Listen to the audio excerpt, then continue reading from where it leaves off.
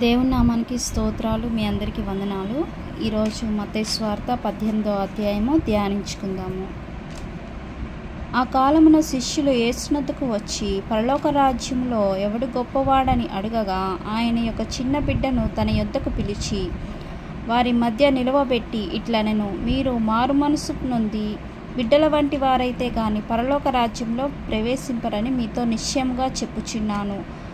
కాక ఈ బిడ్డ వలె తన్ను తాను తగ్గించుకునివాడెవడో వాడే పరలోక రాజ్యంలో గొప్పవాడు. మరియు ఇలాంటి యొక్క బిడ్డను నా పేరిట చేర్చుకొనివాడు నన్ను చేర్చుకొనును. నా యందు విశ్వాసముంచి ఈ చిన్నవారిలో ఒకరిని అభ్యంతరపరచువాడెవడో వాడు మెడకు పెద్ద తిరగటి రాయి కట్టబడిన వాడై మిక్కిలి లోతైన సముద్రంలో ముంచి వేయబడుట వానికి మేలు. అభ్యంతరము వలన లోకమునకు శ్రమ, అభ్యంతరములు రాక తప్పవు. కానీ ఎవని వలన అభ్యంతరము వచ్చినో ఆ మనుష్యునికి శ్రమ. కాగా నీ చెయ్యి అయినను నీ పాదమైనను నిన్ను అభ్యంతరపరచిన ఎడల దానిని నరికి నీ యొద్ద నుండి పారవేయము. 2 చేతులు 2 పాదములు కలిగి నిత్యాగ్నిలో పడవేయబడుట కంటే కుంటివాడవుగనో అంగహీనుడవుగనో జీవములో ప్రవేశించుట నీకు మేలు. కన్ను నిన్ను అభ్యంతరపరచిన ఎడల దాని పరికి నీ యొద్ద నుండి పారవేయము. 2 కన్నులు కలిగి అగ్నిగల నరకములో పడవేయబడుట కంటే 1 కన్ను కలిగి జీవములో ప్రవేశించుట నీకు మేలు. ఈ చిన్నవారిలో ఒకనైనను తృణీకరింపకుండా చూచుకొనుడి. వీరి దూతలు పరలోకమందున తండ్రి ముఖమును ఎల్లప్పుడూ పరలోకమందు చూచుచుందురని మీతో చెప్పుచున్నాను. ఈ చిన్నవారిలో ఒకరినైనను తృణీకరింపకుండా చూచుకొనుడి. వీరి దూతలు పరలోకమందున నా తండ్రి ముఖమును ఎల్లప్పుడూ పరలోకమందు చూచుచుందురని మీతో చెప్పుచున్నాను.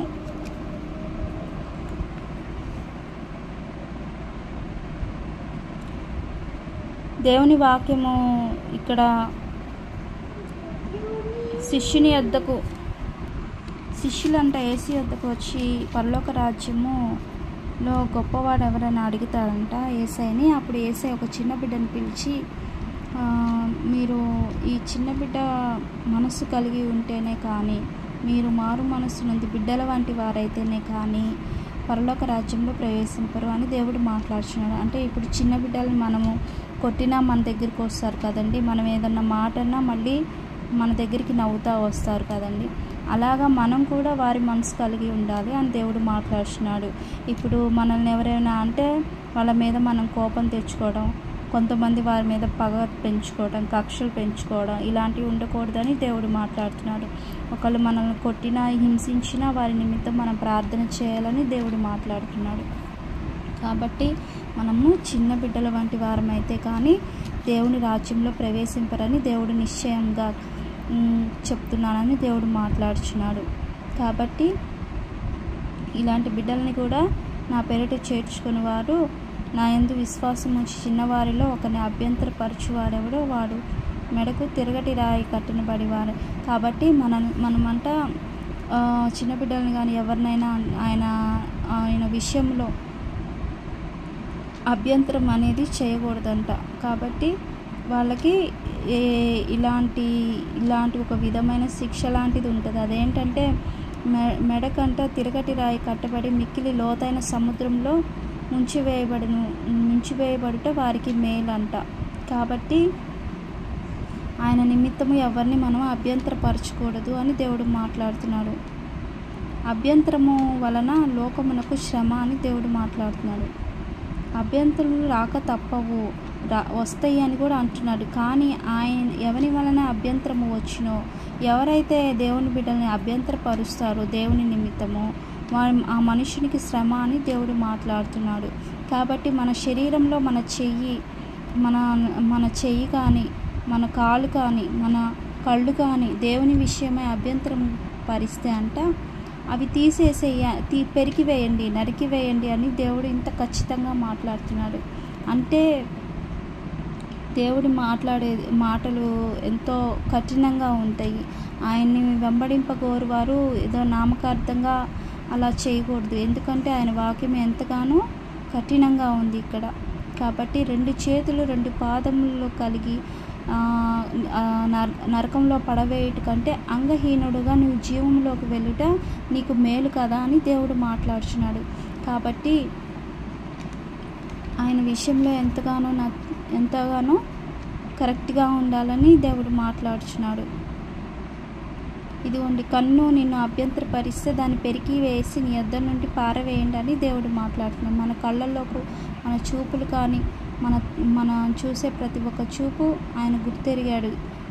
కాబట్టి మనం ఏ పాపం చూడకూడదు అనే మన మనసు అనుకున్న మన కళ్ళు ఆటోమేటిక్గా పాపం వైపు తిప్పబడతాయి. మనం ఏదైతే వద్దు అనుకున్నా మన కళ్ళు ఆటోమేటిక్గా అలా తిప్పబడితే దాన్ని పెరికి వేసుకోండి. ఎందుకంటే నువ్వు అంగహీనుడుగా దేవుని వద్దకు రావడం మేలు. కళ్ళు అన్ని అవయవాలు కలిగి ఉండి నరకానికి వెళ్ళటం కంటే అంగహీనుడుగా జీవంలోకి ప్రవేశించడం మేలు అని దేవుడు మాట్లాడుచున్నాడు. కాబట్టి ఇక్కడ ఏం మాట్లాడుచున్నాడు అంటే,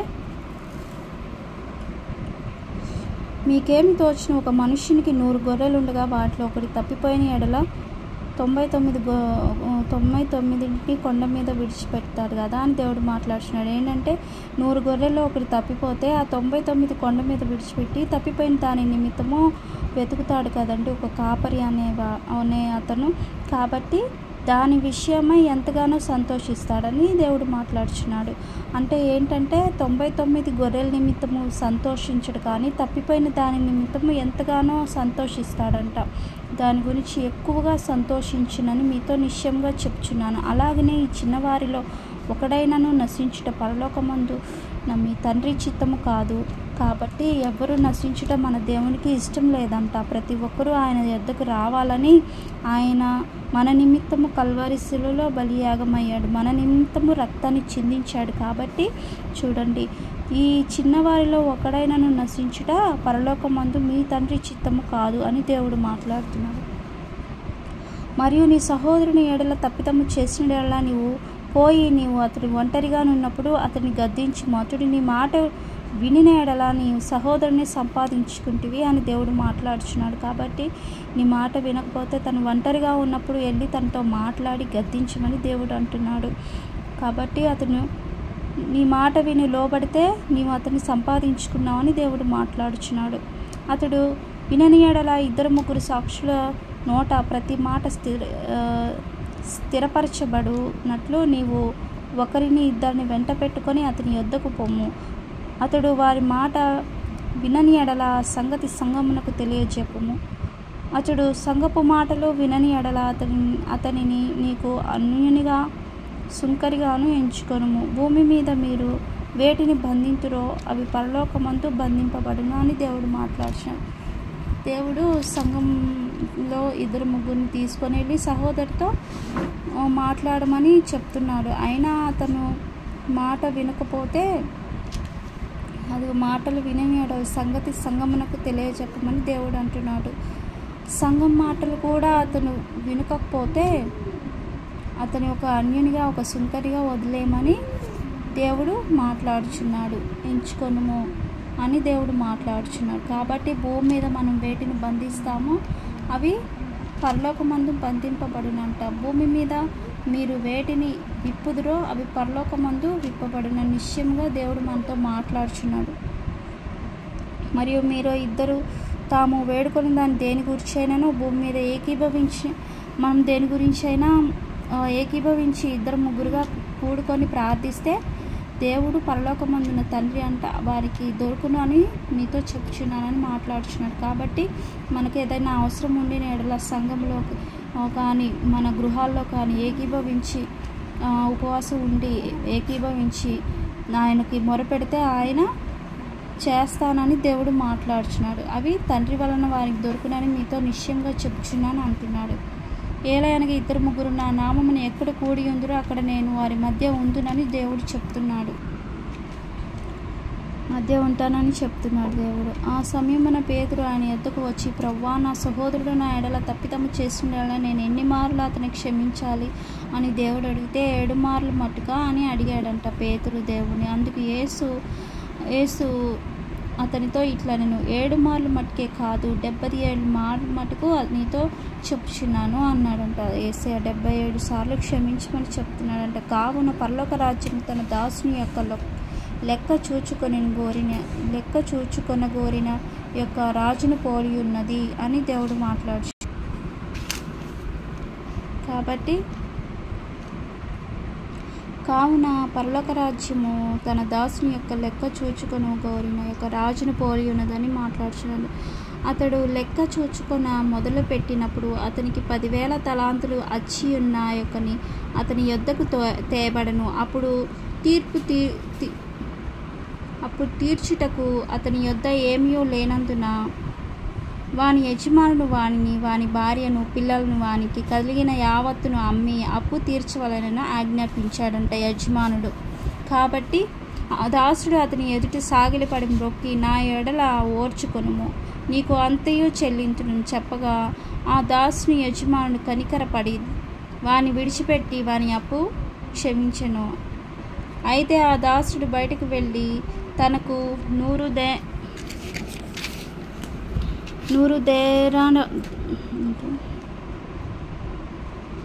దేనారములు అచ్చియున్న తన తోడి దాసులతో ఒకరిని చూచి వాని గొంతు పట్టుకొని, నీవు అచ్చియున్నది చెల్లింపమనెను.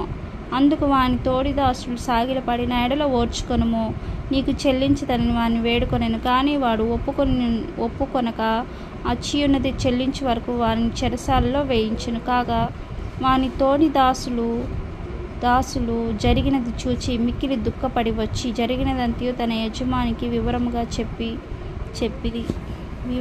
తెలిపిరి. అప్పుడు వాని యజమాని వాని పిలిచి, చెడ్డదాసుడా, నీవు నన్ను వేడుకొంటగా నేను ఇంకా అప్పంతయు క్షమించాను. చూసారండి, ఇక్కడ ఆయన యజమాని వేడుకుంటే ఆ దాసుడు యజమాని వేడుకుంటే ఆయన యజమాని అప్పంతా క్షమించి ఉన్నాడంట. అదే తనకి వచ్చిందంట. తన తోటి దాసుడు కూడా ఈయన యొద్ద అప్పు చేశాడంట. కాబట్టి అతనంట క్షమించలేదంట. క్షమించకుండా తను అప్పు తీర్చే వరకు చెరసాల్లో వేసి బాధించాడంట అప్పు తీర్చేదాకా. కాబట్టి తన తోటి దాసులు చూసి జరిగిందంట తన యజమానికి తెలిపారంట. అప్పుడు తన యజమాని పిలిచి, చెడ్డదాసుడా, నీవు నన్ను వేడుకొనక నేను నీకు అప్పంతా క్షమించాను కదా, నేను నిన్ను కరుణించాను కదా, ఆ ప్రకారం నీ తోడి దాసుని కరుణింపవలసి ఉండేను కదా అని చెప్పాడంట. అందుచేత వాని యజమానుడు కోపపడ్డాడంట. తనకు అచ్చియున్నదంతయు చెల్లించే వరకు తను బాధించు వారికి అప్పగించాడంట. కాబట్టి మీలో ప్రతివాడు తన సహోదరుని హృదయపూర్వకముగా క్షమింపని ఎడల నా పరలోకపు తండ్రియు ఆ ప్రకారమే మీ ఎడల చేయును అని మాట్లాడుతున్నాడు. కాబట్టి మన దేవుడు మనల్ని క్షమించాడు కదండి. మన పాపములేమి, మన నిమిత్తము ఆయన శాపంగా మార్చబడ్డాడు కదండి. కాబట్టి మనం కూడా మన పొరుగు వారిని క్షమించాలి. మనం క్షమించకపోతే మన యేసయ్య మన పాపాలని క్షమించడు. మన దేవుడు మన ఎడల కనికరం కలిగి ఉన్నాడు కాబట్టి ఆయన గుణాలు మనలో రావాలి. కాబట్టి మనం కూడా మన సహోదరులేమి ప్రతి ఒక్కరి పట్ల ప్రేమ కలిగి కనికరం కలిగి ఉండాలి. హృదయపూర్వకంగా క్షమించాలంట ప్రతి ఒక్కరిని. కాబట్టి మనలో ఏముండకూడదు, కోపము, క్రోధము, కక్షలు, విమతములు, ఇంకా దేవుని వాక్యం చెప్పి ఉన్నాడు కదండి, అలాంటివి మనలో ఉండకూడదని దేవుడు మాట్లాడుతున్నాడు. ఎందుకంటే మన ఎడల తండ్రి క్షమాపణ కలిగి ఉన్నాడు కాబట్టి మనం కూడా మన సహోదరుల ఎడల క్షమాపణ కలిగి క్షమాగుణం కలిగి ఉండాలని దేవుడు మాట్లాడుచున్నాడు. మనము క్షమించకుండా మనము మారు మనసు పొంది రక్షణ పొందుకొని దేవునిలో జీవిస్తా కూడా మనకు శత్రువులు అనేవాళ్ళు ఉంటే అది అంతా వ్యర్థం.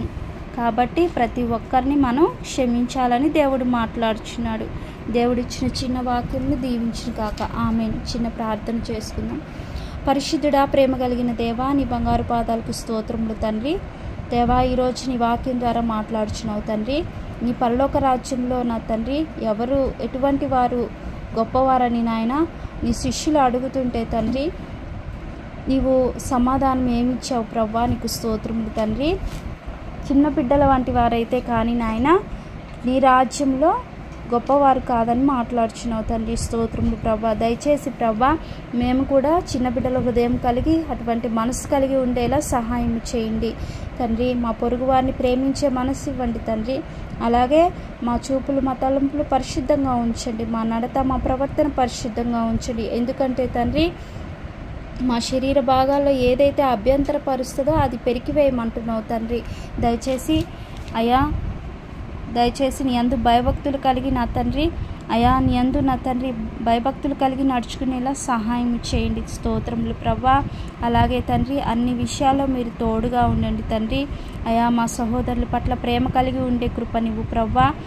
నాయన నీకు స్తోత్రములు తండ్రి. దయచేసి నాయన మీరు మమ్మల్ని క్షమించి ఉన్న ప్రకారము నాయన మా పొరుగు వారిని క్షమించే మనస్సును మాకు దయచేయండి. నీ వాక్యానుసారంగా జీవించే కృపనివ్వండి. నాతో పాటు ఏకీభవించే ప్రతి బిడ్డను దీవించండి. వాక్యాన్ని ధ్యానిస్తున్న ప్రతి ఒక్కరిని దీవించండి ప్రభా. నీకు స్తోత్రములు తండ్రి. అన్ని విషయాల్లో మీరు తోడుగా ఉండండి తండ్రి. దేవా నీకు స్తోత్రములు తండ్రి. దయచేసి ప్రతి ఒక్కరు నాయన నీ వాక్యానుసారంగా జీవించి నీ వాక్యానుసారంగా బ్రతకాలని తీర్మానం కలిగి ఉండటకు సహాయం చేయండి తండ్రి. నేను చేసిన ప్రార్థనలో తప్పులుంటే క్షమించు ప్రభా. దయచేసి నాయన నీ వాక్యాన్ని చదివి వినిపించి నీ వాక్యాన్ని నా తండ్రి ఇతరులకు చెప్పే యోగ్యత అయితే నాకు లేదు, కానీ తండ్రి నీ ఆలోచన బట్టి నీ కృపను బట్టి తండ్రి ప్రతి ఒక్కరూ నాయన నీ వాక్యాన్ని చదవాలి, నీ వాక్యాన్ని తెలుసుకోవాలని నా తండ్రి ఇలాగ నా తండ్రి యేసయ్య వీడియోని షేర్ చేస్తున్నాను ప్రభా.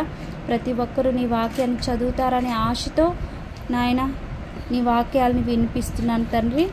దయచేసి నేను ఏదైనా తప్పు చేసి ఉంటే నన్ను క్షమించు తండ్రి.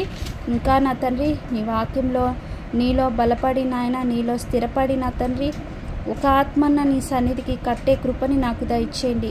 అలాగే నన్ను నా కుటుంబాన్ని కూడా నా తండ్రి కట్టుకునే జ్ఞానమును నాకు దయచేయండి తండ్రి. మమ్మల్ని దర్శించండి, మాతో మాట్లాడండి. మా దేశాన్ని నాయన ప్రతి దేశంలో ఉన్న ప్రతి ఒక్కరిని కాపాడమని, ప్రతి ఒక్కరు మారు మనసు పొందుకుని రక్షణ మార్గంలోకి రావాలని మాత్రమే నేను ప్రార్థిస్తున్నాను తండ్రి. స్తోత్రములు. అన్ని విషయాల్లో మీరు తోడుండండి. నిజమైన దేవుడు ఎవరు, నిజమైన జీవపు మార్గము ఏదని ప్రతి ఒక్కరు గుర్తెరిగి నేను వెంబడించేలాగా సహాయం చేయమని నజరేయుడైన యేసు నామములో ప్రార్థిస్తున్నాను తండ్రి. ఆమేన్. అందరికీ వందనాలు.